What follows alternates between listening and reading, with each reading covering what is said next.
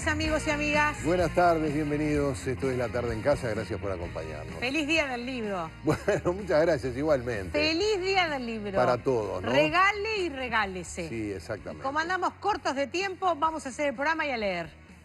¿Le parece bien? No durante el programa. No, rapidito. Así podemos está. terminar el programa y nos sentamos a... ¡Qué festín, como cuando uno leía por leer! Ahora uno lee mucho por trabajo. Es cierto, no sí. Es lo mismo, y posterga la lectura por placer. No a es lo mismo. A veces hasta las vacaciones. Sí, coinciden muchas veces, pero uno, por más que lea algo que disfruta, tiene que tomar nota, pensar en esto puede servir para preguntar.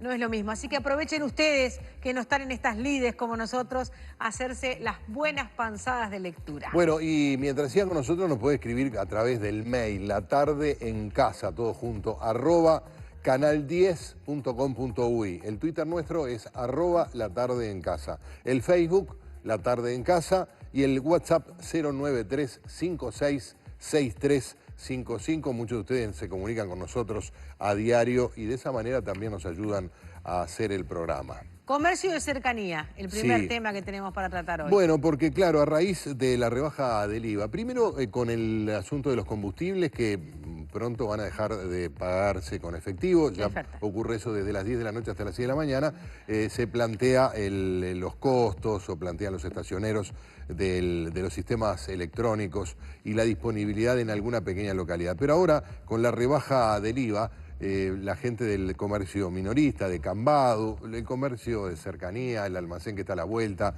el mercadito, el puesto, etcétera. ¿Cuánto se va a aplicar la rebaja del IVA? Que recordemos, se aplica solamente para el pago con medios electrónicos.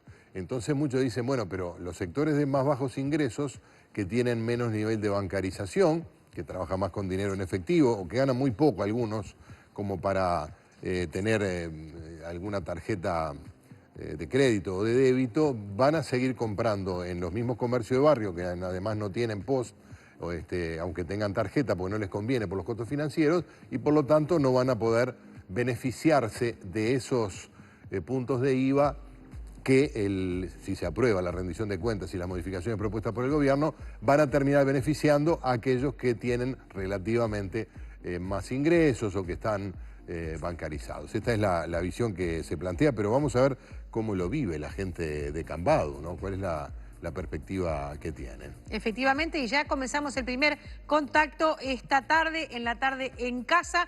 Recibimos a nuestro primer invitado. Este contacto telefónico es con el señor Daniel Fernández, vicepresidente del Centro de Almaceneros, justamente Centro de Almaceneros que critica la rebaja del IVA a compras con tarjeta. Fernández, gracias por recibirnos.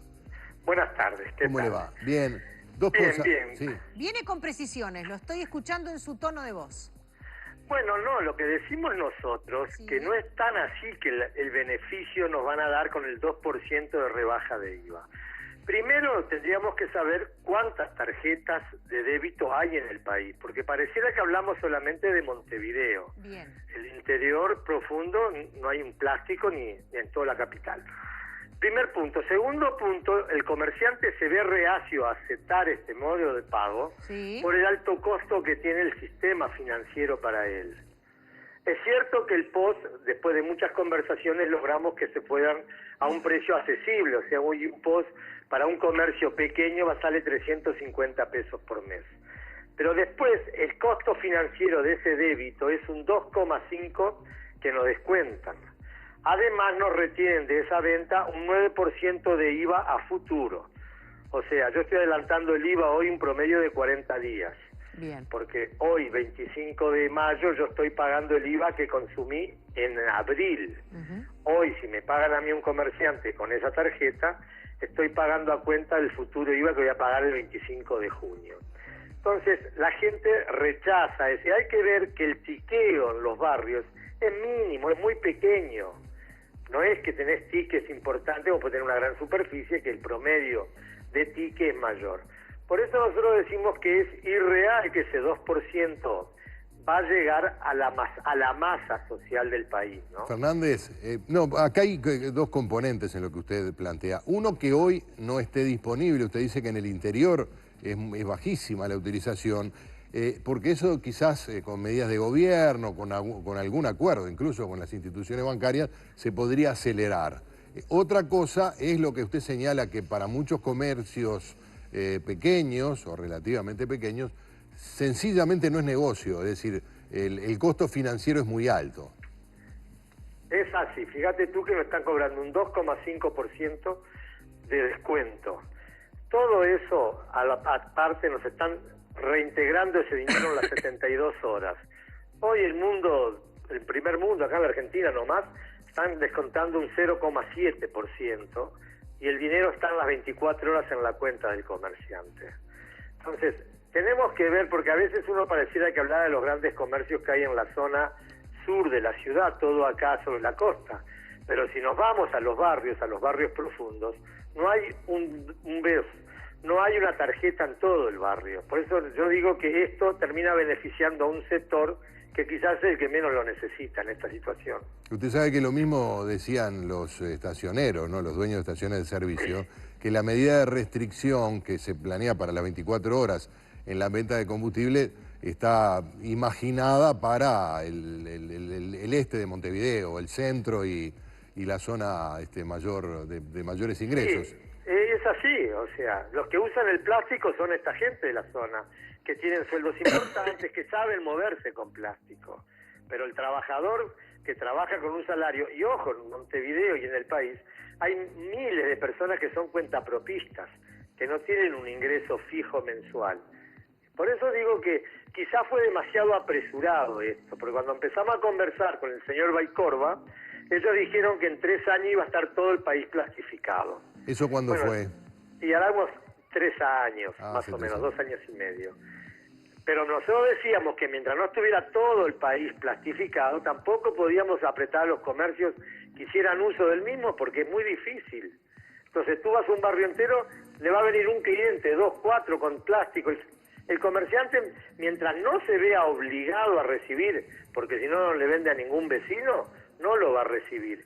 Y tiene que bajarse aquí muy fuertemente los aranceles que está cobrando el sector financiero. Ahora, ¿eso de qué depende? ¿De una decisión del gobierno, de una negociación con los bancos? Porque creo que ya hemos hablado de esto y Cambadu señala que se han reunido, han tratado de negociar varias veces y nunca han encontrado respuesta positiva de los bancos. Nosotros negociamos muchos a través de Baicorba, que era el que nos citó. Cuando el gobierno nacional, hace 1 año y medio, 2, amagó a ponerle tope a las tarjetas de créditos, los bancos se avinieron y crearon un arreglo que era la tarjeta entre un mínimo de 2,5 a un 4,5 de máximo. En ese momento era importante, porque estábamos hablando en ese momento de un 7% masiva. Bajábamos a un 4,5 de máximo masiva, pero no se hizo ley. Seguimos peleando porque en ese momento el ticket alimentación, llámese el enreo, todo eso, estaba entre un 7 y gastronómicos en un 9% de descuento. Discúlpeme, 7% para las tarjetas de crédito. De crédito. Todavía no existía el débito cuando empezamos eso. Cuando vino el débito, de entrada salió con un 2,5. Con el compromiso que cuando fuera masivamente la gente que usara la misma iría bajando lentamente. Supuestamente ha subido por 6 el consumo con tarjetas. Es cierto que partimos de 0 hace poco tiempo. Claro, pero Fernández, no se movieron los índices de descuento. ¿Ustedes estiman que esto puede afectar la venta del comercio minorista? Es decir, que la gente que pueda tienda a hacer más compras en los comercios más grandes, que son los que tienen, lo que admiten el sistema o los sistemas de pago digital. Y va a pasar eso también, sí, porque hay que ver, uno dice que no es nada, pero un 2% incide en una compra importante. Y aquel ciudadano que se acostumbra a usar la misma y usarla masivamente, termina viendo un beneficio.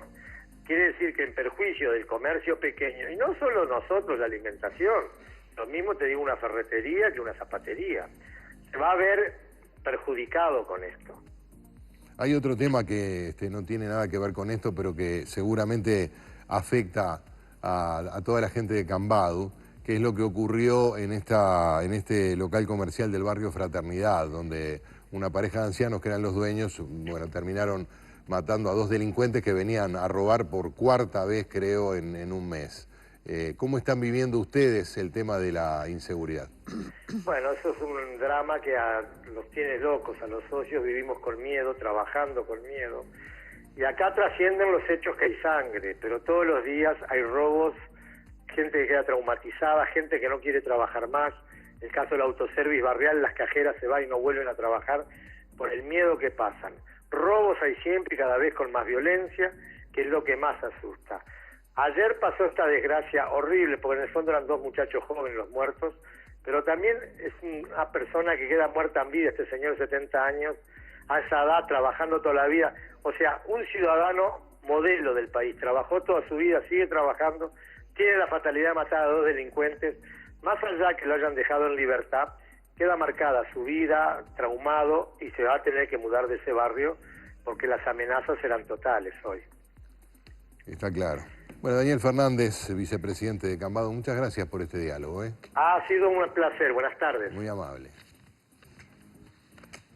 Bueno, muy bien, seguimos, María. Sí, nos vamos al otro tema que les anunciábamos más temprano, que es la situación que se generó a última hora en la tarde de ayer, cuando el señor juez decidió que era culpable del delito de injurias, el señor intendente de Salto.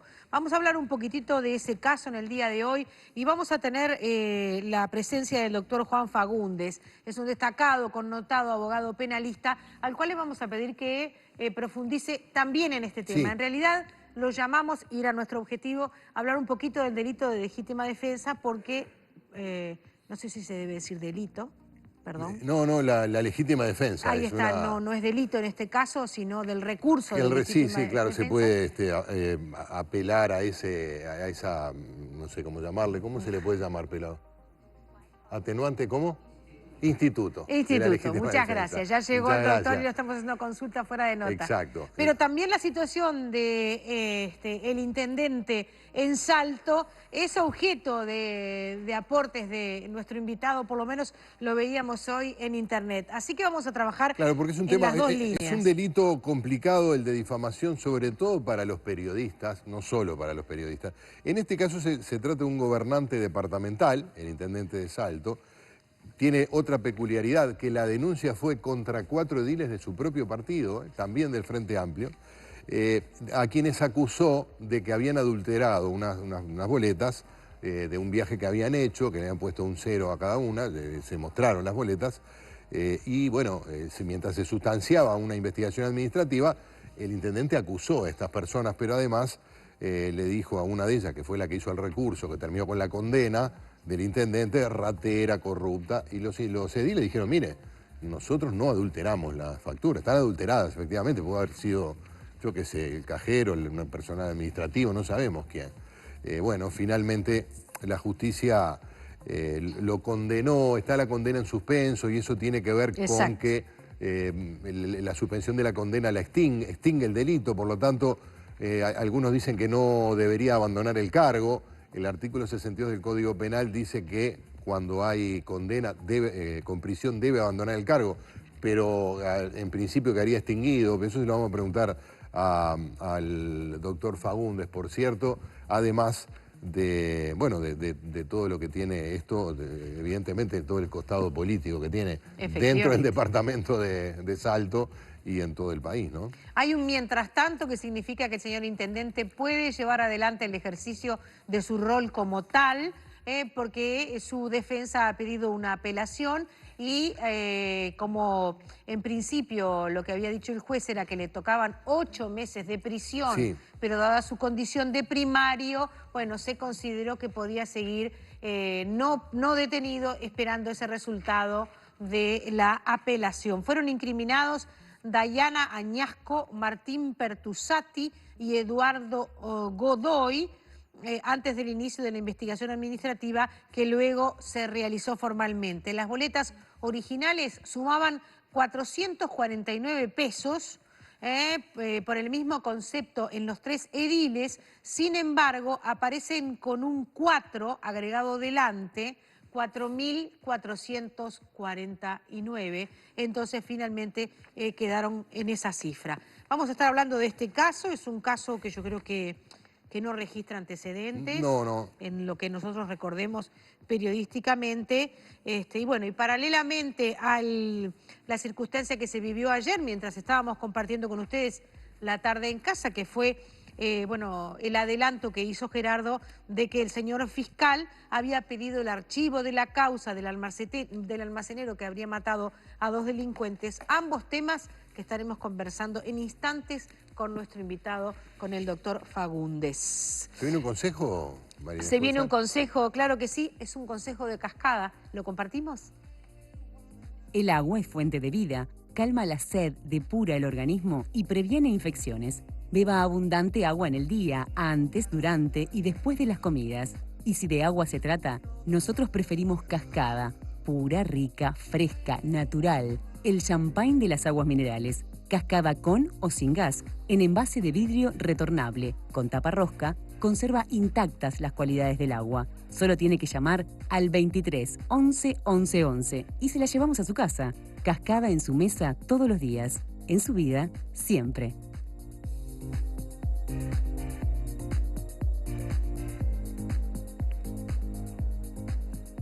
Vamos a hacer memoria. El martes un comerciante de 71 años del barrio Fraternidad mató a 2 delincuentes luego que los mismos intentaran robarle la recaudación de su negocio por 4ª vez en 10 días. Los asaltantes eran jóvenes del barrio de 19 y 17 años y uno de ellos estaba armado, quien fue el que amenazó al almacenero.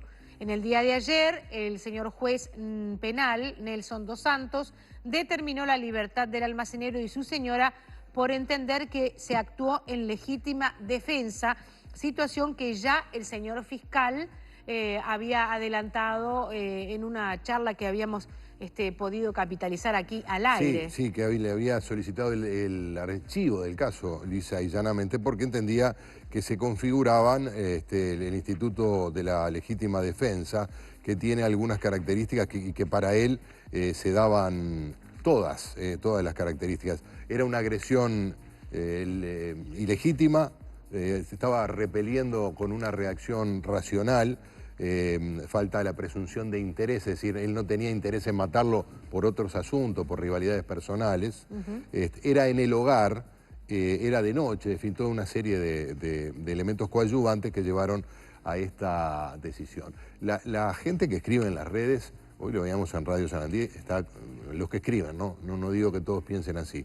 La gente estaba de acuerdo con que se hubiera matado a los delincuentes. Eso no había atenuantes. Y muy probablemente uno puede racionalizar y decir, si uno estuviera en el lugar del comerciante, un septuagenario, un matrimonio veterano, asaltado por 4ª vez, sacó el revólver, además estaba siendo amenazado con un arma, ¿no? Es una consecuencia trágica.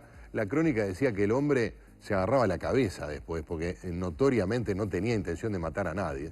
Y del otro lado aparece también que uno de los muchachos, el padre trabajaba muy cerca del establecimiento comercial, que supuestamente estaba en la UTU estudiando, que es un muchacho de una familia de trabajo, y que las malas compañías lo llevaron por mal camino y terminó trágicamente siendo muy joven. Esto no es un atenuante, pero es parte de la realidad, ¿verdad? El otro fue identificado como alguien que ya había asaltado otros comercios de la zona, en fin, pero bueno, es un final trágico en una situación que, como decía el vicepresidente de Cambados, muchas veces se da sin este final, pero sí con mucha violencia y de manera muy traumática en decenas de comercios. Muchas gracias a nuestra televidente Fanny Nalerio, que cuelga en nuestro Facebook este relato. Lo que pasó con el asalto del almacén fue muy desafortunado y triste. La muerte de 2 jóvenes, uno de ellos menor de edad. Me imagino la angustia del señor, pobre, por lo que hizo, por haber defendido su vida y sus bienes. Pero uno de los chicos, el menor de edad, lamentablemente no tendría que haber estado allí.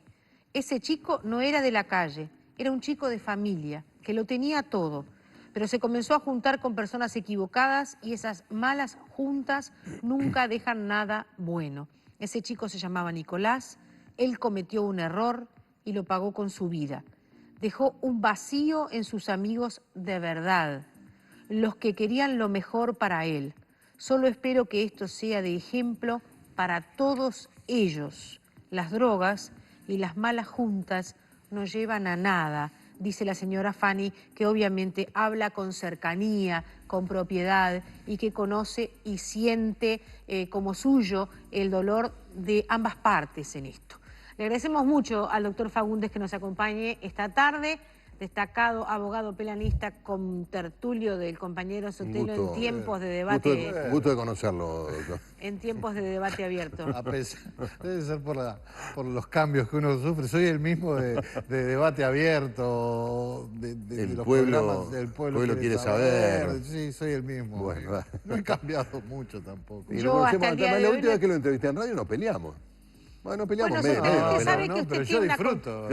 tiene una conducta periodístico-belicosa, que acá tratamos de morigerar. Azusa. Pero además, Azusa, yo peleándolo a él por temas jurídicos, un atrevido, ¿no? Sí, usted suele ser eso mismo. ¿Me permite que se recomponga esta relación? Vamos a ir a una pausa y a ver si ahora, luego de hechas esas aclaraciones previas, tenemos un trabajo periodístico. No, después nos vimos y son cosas de, viste, como los abogados que se pelean. No, pero usted no es abogado, Sotelo. El abogado es el doctor. Bueno, o sea... ha defendido cosas mejor que abogado. ¿Sí? ¿No? Sí. Bueno, ya veo cosas que... indefendibles. Veo que cosas indefendibles. Gracias, doctor. Vamos a la pausa y luego ya de recompuesta esta relación, vamos a hacer un trabajo profesional, a pesar de todo.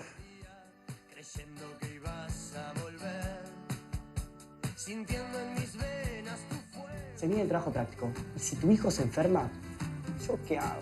Te recomiendo Lisoform Baño, que elimina suciedad y gérmenes. Lisoform elimina el 99,9% de los gérmenes. Lisoform desinfecta lo que no ves, cuida a los que querés.